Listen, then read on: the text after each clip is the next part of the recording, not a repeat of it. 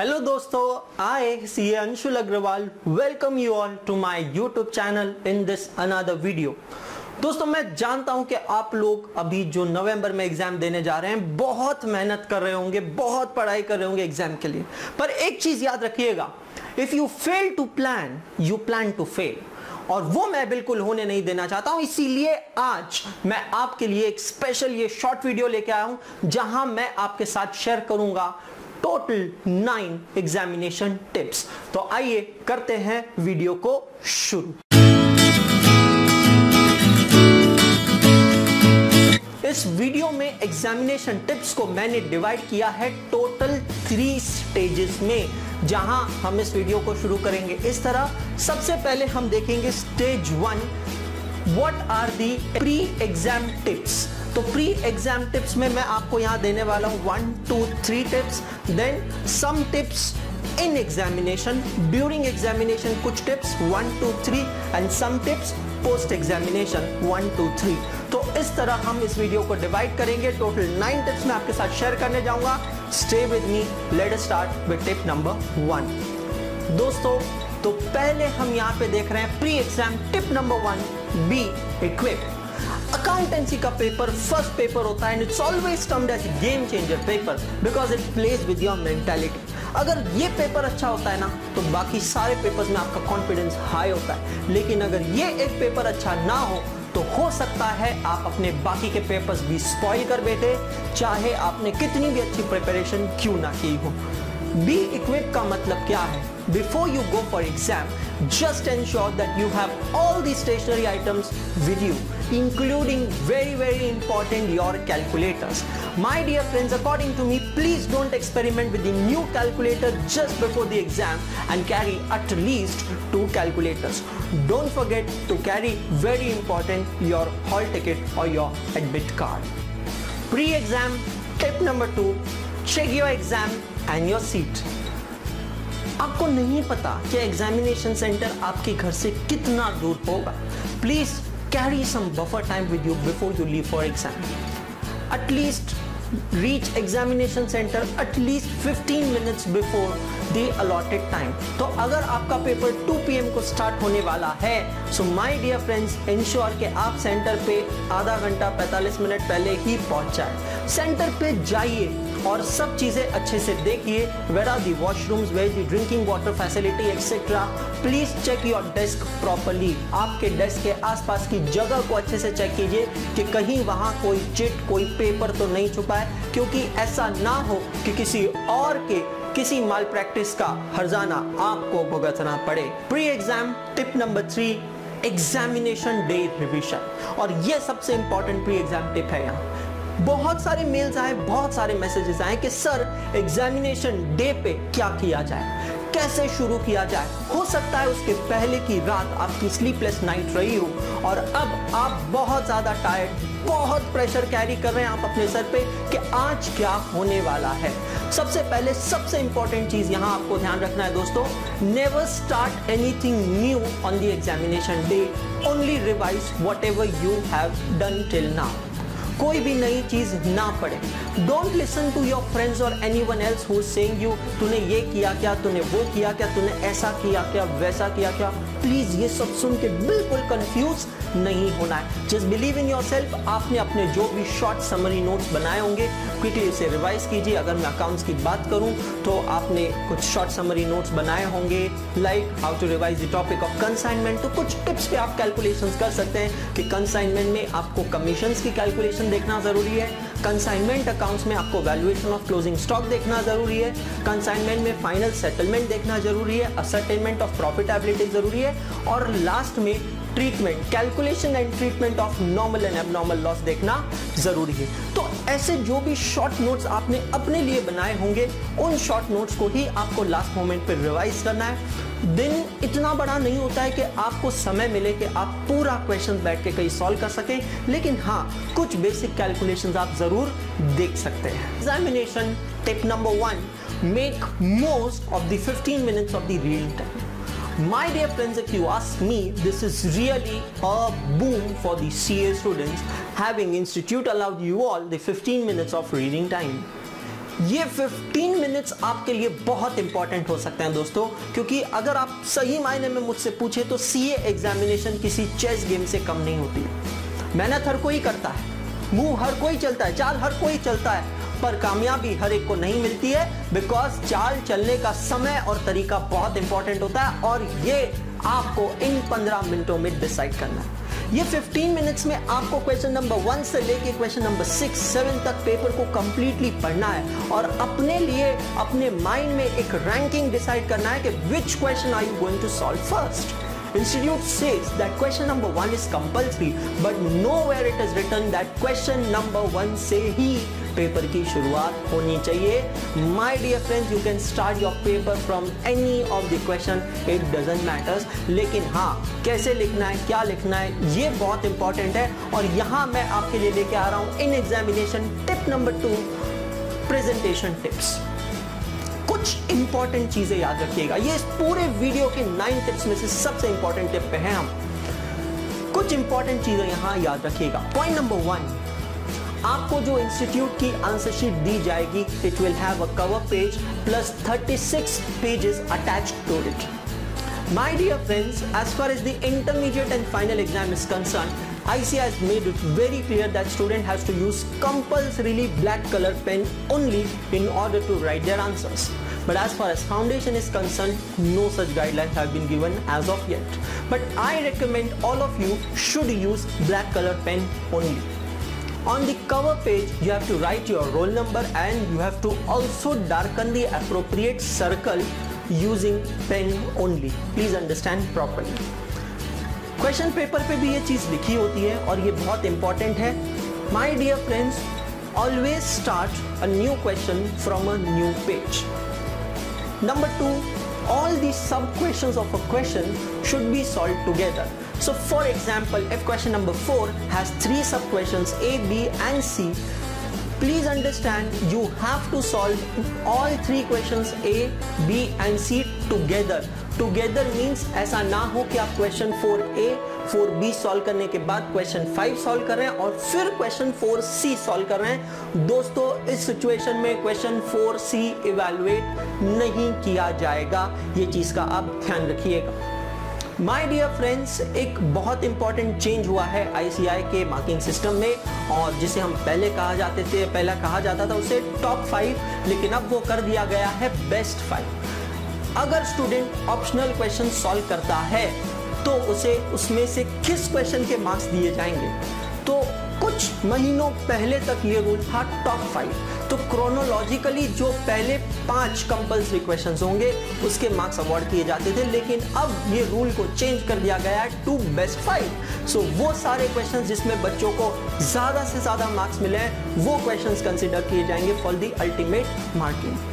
My dear friends, as far as handwriting is concerned, yes, it do matters, but it doesn't matters very much.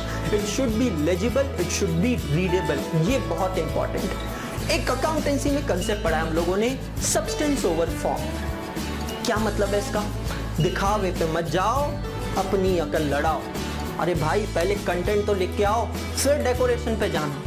Format बनाना है या नहीं, pencil कितना use करना चाहिए, कैसे करना चाहिए, ये सब बात की बात है। पहले क्या मैटर करेगा, आपने क्वेश्चन सॉल्व किया है या नहीं। दोस्तों, मेरे हिसाब से फॉर्मेटिंग जो होती है वो 2 टाइप की होती है। One is essential formatting, another is decorative formatting.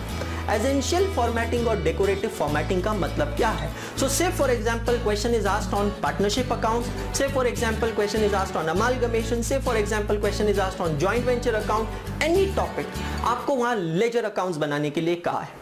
तो लेजर अकाउंट्स में आपको एक सेंटर लाइन ड्रॉ करना ही है to split the accounts into 2 side, that is debit and credit side. आपको अमाउंट के कॉलम्स बनाने ही है।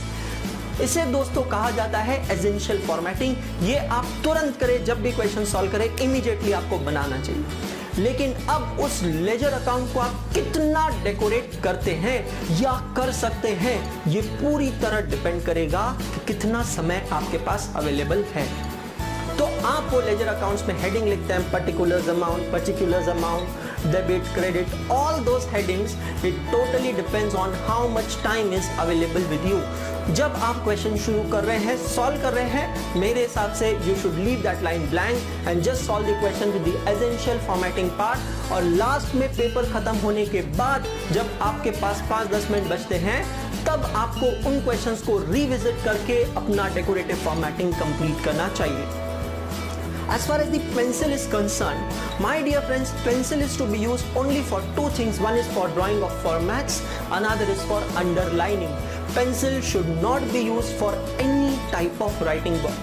I've seen lot of time that students do rough calculations there and there itself on the main answer sheet page near the questions. Maybe it's like doing some calculations, like interest on drawing, interest on capital, etc.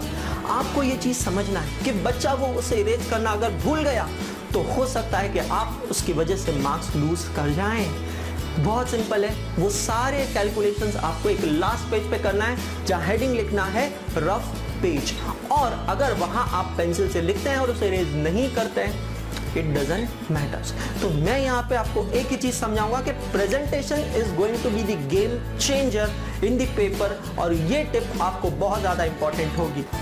Presentation in examination tip number 3 is avoid silly mistakes. कुछ बहुत silly mistakes होती है जो बच्चे कर देते हैं, वो रियलाइज नहीं करते हैं, जिसके वजह से वो काफी बार काफी मार्क्स खो बैठते हैं. इंटरमीडिएट के कॉस्ट अकाउंटिंग के पेपर में काफी बार इंस्टीट्यूट आपको क्वेश्चन देता है जहां वो आपसे क्लियर कट डिसीजन मांगता है. बच्चा कैलकुलेशन तो पूरा कर देता है, बट वो वन लाइनर मॉरल या डिस्क्रिप्शन लिखना भूल जाता है या छोड़ देता है, जिसके वजह से हो सकता है कि उसको पूरे मार्क्स ना मिले. तो एज अ स्टूडेंट आपको ये चीज का ध्यान देना है कि आपको इस तरीके की कोई भी सिली मिस्टेक्स नहीं करना है. जब आप क्वेश्चन लिखते हैं, question number 2, so make it a point you also right the sub questions 2A, 2B, 2C.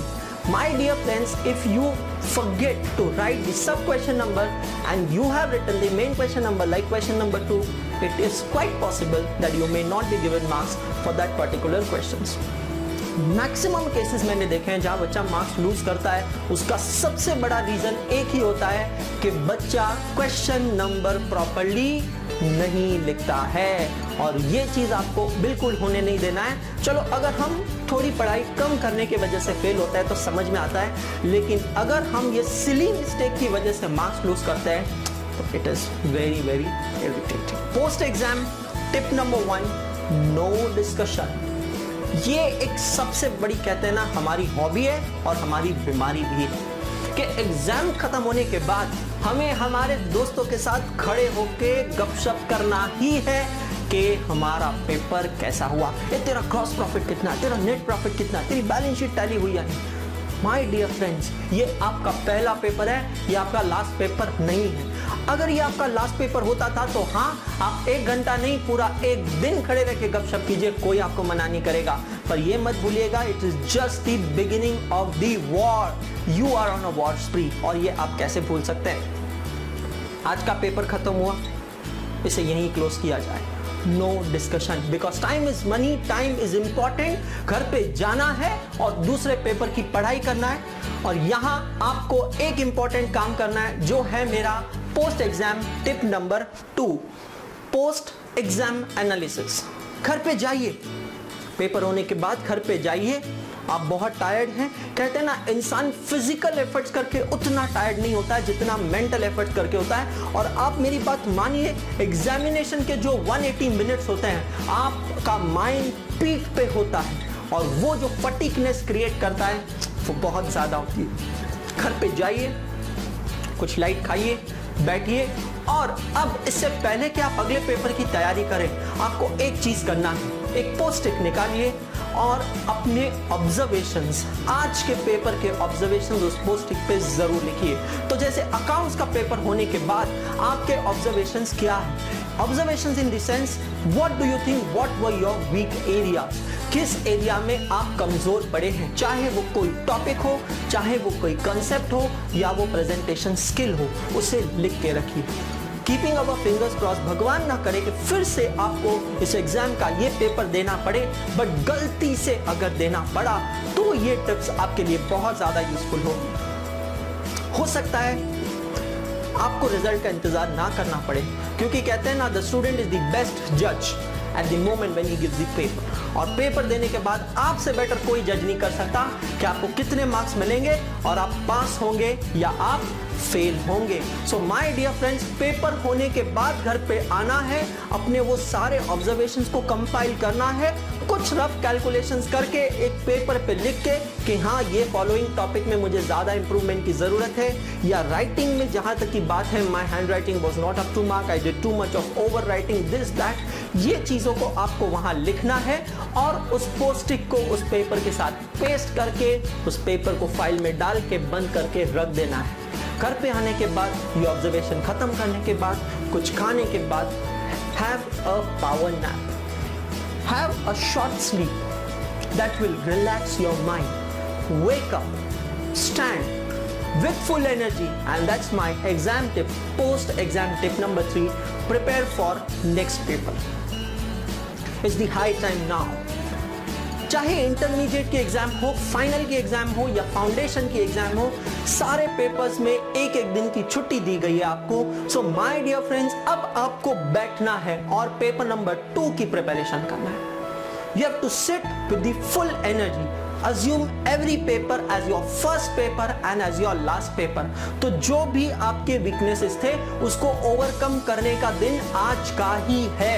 हाँ दोस्तों, आज का ही है, क्योंकि कल का दिन जो छुट्टी का दिन होगा पेपर से एक दिन पहले का, वो दिन पूरी तरह मुझे सिर्फ रिवीजन में देना है। और ध्यान रखिएगा, जैसे मैंने पहले के टिप्स में कहा था कि एग्जामिनेशन से पहले कुछ भी नया नहीं पढ़ना है, सिर्फ जो आपने पढ़ा है उसे रिवाइज करना है। तो अगर अब आप कुछ नया पढ़ना चाहते हो तो उसका सही समय आज का दिन है, जिस दिन मैं अपना अकाउंट्स का पेपर कंप्लीट करके आया हूं और अभी मेरे पास नेक्स्ट डे पूरा है और नेक्स्ट टू नेक्स्ट डे मुझे जाके सेकंड पेपर देना है। तो अगर कुछ नया पढ़ना है तो आज पढ़ना है, क्योंकि आज का दिन है मेरे पास, आज की रात है मेरे पास, और मुझे इसे पढ़ के उस पेपर को फर्स्ट और लास्ट पेपर अज्यूम करना है।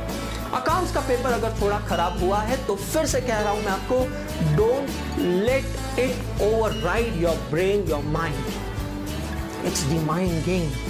खराब हुआ है, भूल जाओ उस पेपर को, वो पेपर को फाइल में बंद कर दिया, भूल जाओ। Just focus, just concentrate on the upcoming paper. उसके बारे में सोचो जो पेपर आने वाला है। डोंट थिंक अबाउट जो हो गया है। अगर बहुत अच्छा हुआ है तो ज्यादा ओवर एक्साइट नहीं होना है, थोड़ा खराब हुआ है तो अंडर एस्टिमेट भी नहीं होना है। सो माय डियर फ्रेंड्स, मुझे लगता है ये टिप्स आपके लिए बहुत ही ज़्यादा यूजफुल होगी, हेल्पफुल हुई होगी।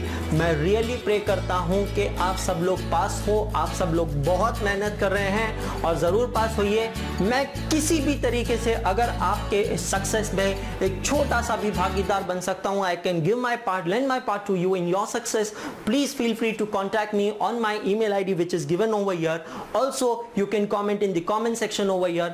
My dear friends, last but not least, I will just say you can do it and you have to do it. Wish you very all the best.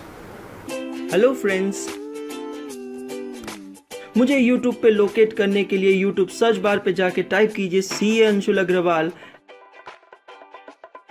After you locate my channel, please don't forget to click the subscribe button to subscribe my channel and click the bell icon to receive all the notifications first to your inbox. और अगर आपको video पसंद आता है तो please comment, like और share करना ना भूलें।